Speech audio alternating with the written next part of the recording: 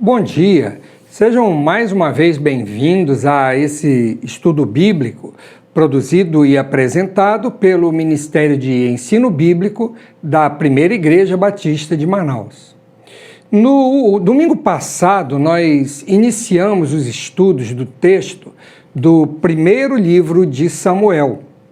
O nosso interesse é focar na pessoa desse grande líder do povo de Israel e também no seu relacionamento com diversos personagens de seu tempo.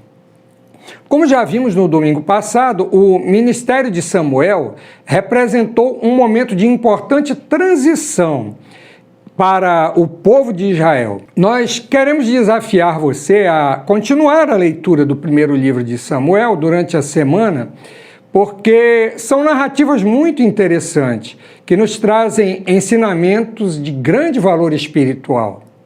Não esqueça de anotar as suas dúvidas, suas observações e o seu aprendizado com o texto lido. Lembramos que estes mesmos temas que nós apresentamos aqui, eles são estudados com um pouco mais de tempo na nossa escola bíblica presencial, aos domingos, a partir das 8h30 da manhã, no Salão de Cultos da Primeira Igreja Batista de Manaus.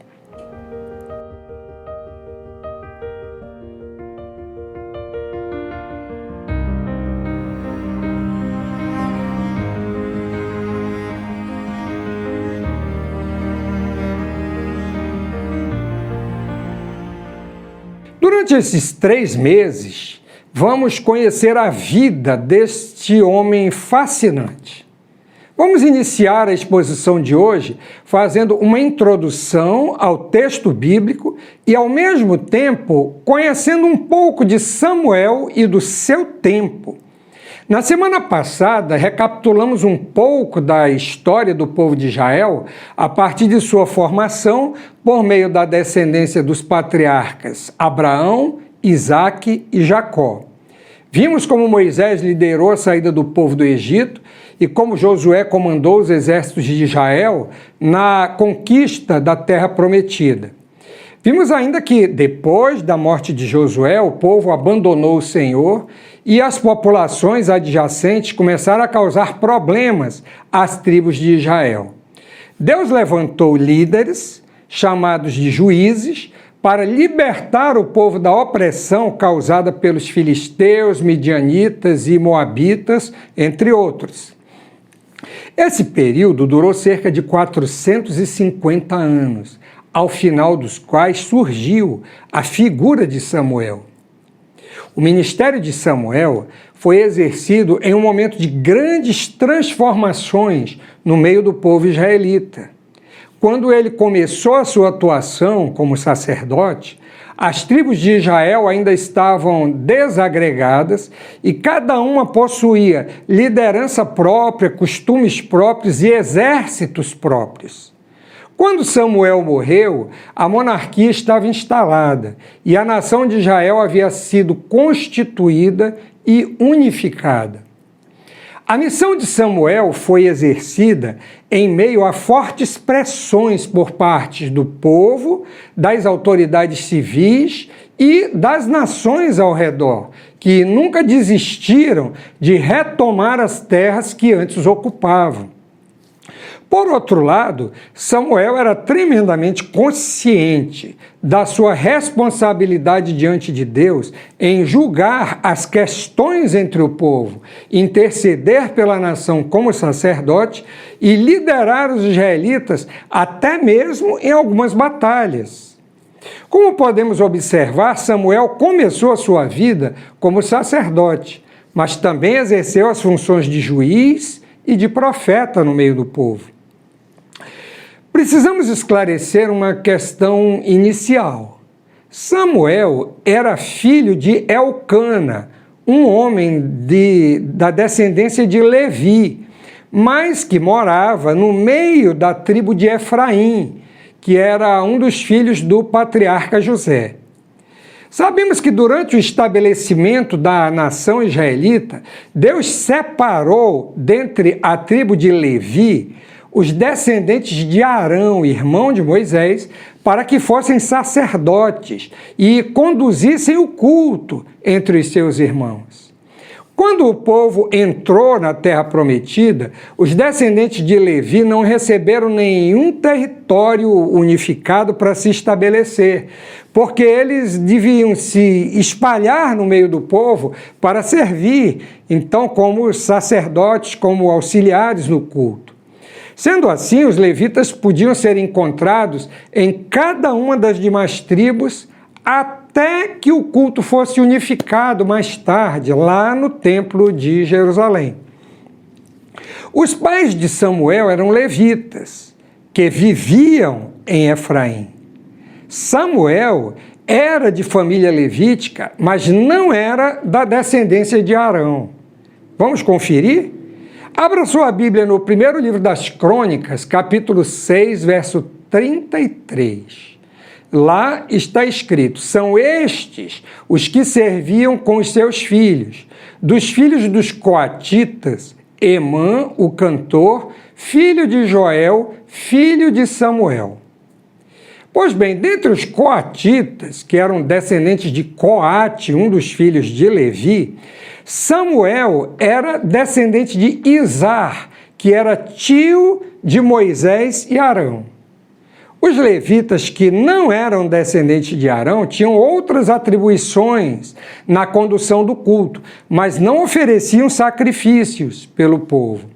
Como foi então que Samuel iniciou o seu ministério em meio aos sacerdotes? Na próxima semana nós vamos estudar um pouco a respeito do nascimento e da infância de Samuel. Mas o que nos interessa agora é que sua mãe o consagrou como nazireu. A palavra hebraica nazireu significa separado, consagrado.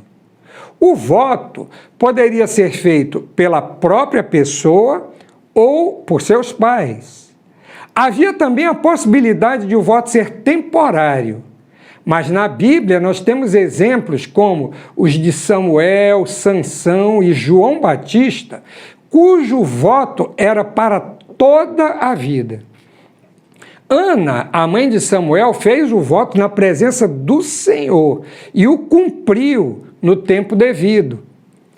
Embora Elcana, o seu marido, não tenha participado daquele voto, ele não se opôs, validando assim a promessa de Ana, conforme estava prescrito na lei. O voto de nazireu incluía abster-se de bebida alcoólica ou de qualquer derivado de uvas, não cortar os cabelos, não se aproximar de cadáveres, mesmo que fossem seus parentes próximos. E embora os votos tenham sido feitos por sua mãe, Samuel sempre os considerou e obedeceu. Ao dar à luz, Ana deu ao menino, então, o nome de Samuel. Este nome deriva do hebraico Shmuel, de Shem, nome, e El, Deus. Então, o nome significa nome de Deus, ou o seu nome é Deus. Certamente essa é uma referência ao milagre que Deus operou, fazendo Ana, que até então era estéril, engravidar. Mais tarde, o milagre se completou e ela ainda teve mais 3 filhos e 2 filhas. Quando a criança foi desmamada, talvez aí por volta dos 3 anos de idade, ela o levou até o santuário de Deus em Siló, onde o sacerdote Eli era o supervisor, e o entregou aos seus cuidados. Eli cuidou do menino como se fosse seu filho. Samuel cumpria as tarefas auxiliares do sacerdócio, orientado por Eli, até que chegou à idade adulta. Após a morte de Eli, Samuel foi o seu sucessor, como sacerdote em Siló. Assim, mesmo não sendo um descendente de Arão, ele chegou a exercer as funções de sacerdote. Mas ainda menino, Samuel foi chamado por Deus para profetizar. No sentido estrito da atividade profética, Samuel é reconhecido como o primeiro dos profetas em Israel, conforme lemos em Atos 3:24. E todos os profetas, a começar com Samuel, assim como todos os que falaram depois dele, também anunciaram estes dias.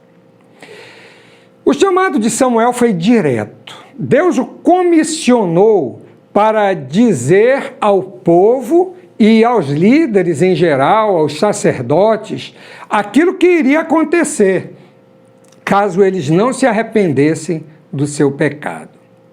Como profeta, ele nunca se esquivou de confrontar o erro e valorizar a relação com Deus como o único caminho para o sucesso e o bem-estar da nação. Por outro lado, foi a sua atividade profética que possibilitou que, no curto período de sua vida, ocorressem transformações substanciais entre os israelitas, que culminaram com o reinado do grande rei Davi. Devemos lembrar que a atividade profética tem como objetivo central a transmissão da palavra de Deus às pessoas, e que Samuel foi fiel em sua missão profética. Não podemos esquecer também que o ministério de Samuel se iniciou ainda no período dos juízes. Em Atos 13:20, lemos que Deus lhes deu juízes até o profeta Samuel. Os juízes eram líderes judiciais e militares, que, ao mesmo tempo que decidiam os litígios entre as pessoas, tomavam a frente dos exércitos nas batalhas do povo de Deus. Samuel é considerado, então, o último e maior dos juízes. Durante toda a sua vida, ele resolveu as questões no meio do povo, mas ao final de sua missão, ele liderou a transição de Israel para a monarquia. Ainda nos tempos do Antigo Testamento, Samuel era considerado a figura humana mais importante entre os israelitas desde os tempos de Moisés. O profeta Jeremias, falando em nome de Deus a respeito dos pecados da nação de Israel, mencionou esses dois nomes. Então o Senhor me disse: mesmo que Moisés e Samuel se pusessem diante de mim, meu coração não se inclinaria para esse povo. Jeremias capítulo 15, verso 1. A história de Samuel está registrada nos capítulos 1 a 25 do primeiro livro de Samuel. Para dar um gostinho daquilo que nós vamos estudar durante esse trimestre, vamos levantar alguns aspectos da vida de Samuel para compreender por que o consideramos um homem relevante para o seu tempo. Primeiro, Samuel muito cedo compreendeu a vontade de Deus para a sua vida e a vida do seu povo. Não sabemos com que idade ele ouviu pela primeira vez a voz de Deus, mas podemos dizer que ele era ainda bem jovem, já morando em Siló, ali aos cuidados do sacerdote Eli. A partir do momento em que ele aceitou a orientação do velho sacerdote e disse a Deus: fala, Senhor, porque o teu servo ouve, nunca mais ele se desviou dos mandamentos de Deus, mas foi um servo fiel por toda a vida. Aqueles tempos eram tempos turbulentos e desafiadores. Por não prestarem atenção nos mandamentos de Deus, muitas pessoas em Israel viviam no pecado, mesmo aqueles que tinham posições privilegiadas. As nações ao redor estavam sempre de prontidão para causar dano aos israelitas, especialmente àqueles que moravam próximos de suas fronteiras. Como um homem relevante para o seu tempo, Samuel chamou o povo ao arrependimento e à fé no único e verdadeiro Deus. Em segundo lugar, Samuel não se deixou corromper pelos maus costumes dos filhos de Eli. Ele foi criado no meio daqueles dois homens corruptos e degenerados. Os filhos de Eli deveriam herdar de seu pai o sacerdócio.